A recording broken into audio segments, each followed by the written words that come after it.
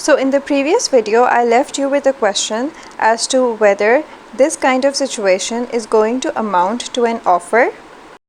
And just in case you haven't watched that other video, here is the question again. So the question was that if you imagine yourself walking down a street and you see that shirt hanging in a shop window and there's this price tag on that shirt. So if you present the requisite amount of money to the shopkeeper,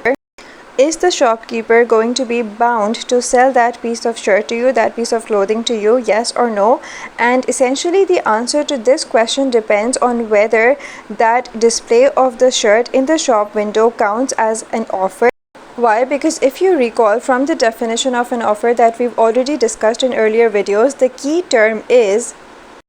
अब सवाल ये है कि अगर for example shopkeeper ने simply shirt को hang किया है शॉप विंडो में, क्या इस एक्शन से शॉपकीपर ने इंडिकेट किया है कि वो अपने इस एक्ट से बाउंड होगा कि अगर जैसे ही कोई वो अमाउंट प्रेजेंट करे, जैसे कि हमने ऑफ़र की डेफिनेशन में पिछली वीडियो में भी एग्जांपल देखी थी कि ए ने बी से कहा this is yours for 10,000 pounds,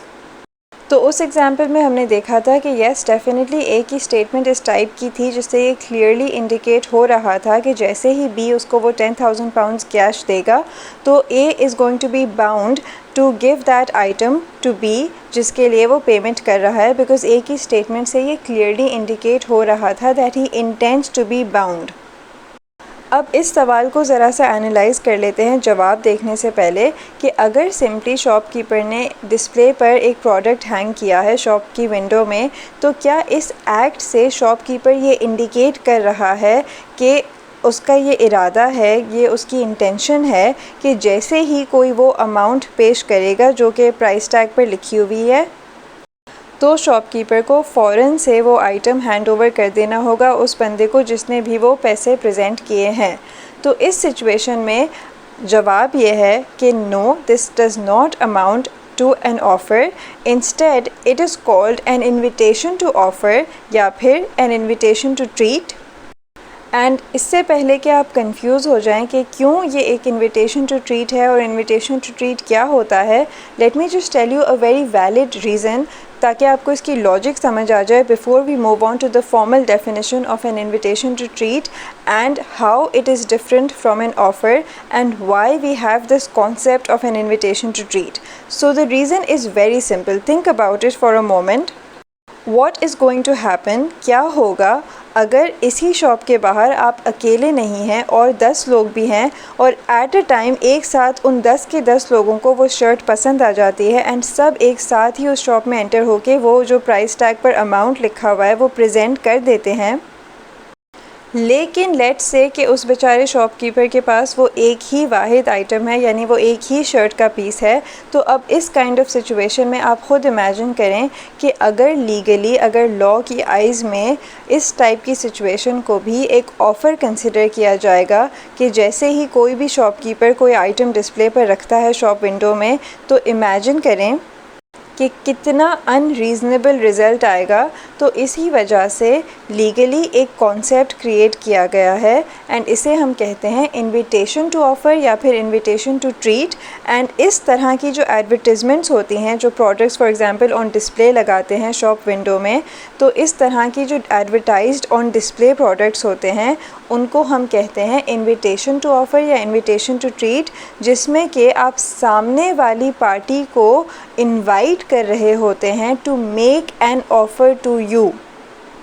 So here is the definition of an invitation to treat, and you can clearly see कि invitation to treat में you are inviting the other person to make you an offer and then you have the option to either accept it or reject it. So in our example, the shopkeeper has the discretion, has the option to refuse to sell that shirt to some or even all of the people, and the reason is very simple that, like I said earlier, the law has created this distinction between an offer on the one hand and an invitation to treat or an invitation to offer on the other hand, so as to avoid unreasonable results. As in for this example, let's say कि उसके पास limited items हैं, limited pieces हैं, maybe एक ही shirt piece है जो कि उसने display पर लगाया हुआ है। तो इस सिचुएशन में अनरीजनेबल रिजल्ट होगा. एंड बाय द वे और भी रीजंस हैं. I am just using this as one example. So the key take home message, key point of this video is that some situations are considered in the eyes of the law to count as invitations to treat या फिर invitation to make an offer and they are not considered as an offer.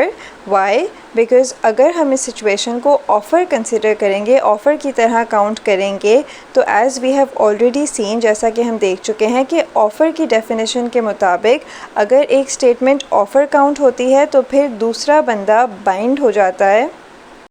यानी कि कोई option नहीं रहता है उस बंदे के पास कि वो बैक ऑफ करे, मना कर दे कि मैं ये आइटम नहीं देना चाह रहा. उसकी स्टेटमेंट इस तरह कंसिडर की जाती है कि उसने अपना इंटेंशन कम्युनिकेट कर दिया है कि जैसे ही आप मुझे ये अमाउंट देंगे तो मैं आपको ये आइटम दे दूँगा. तो display of products, display of goods, specially in a shop window और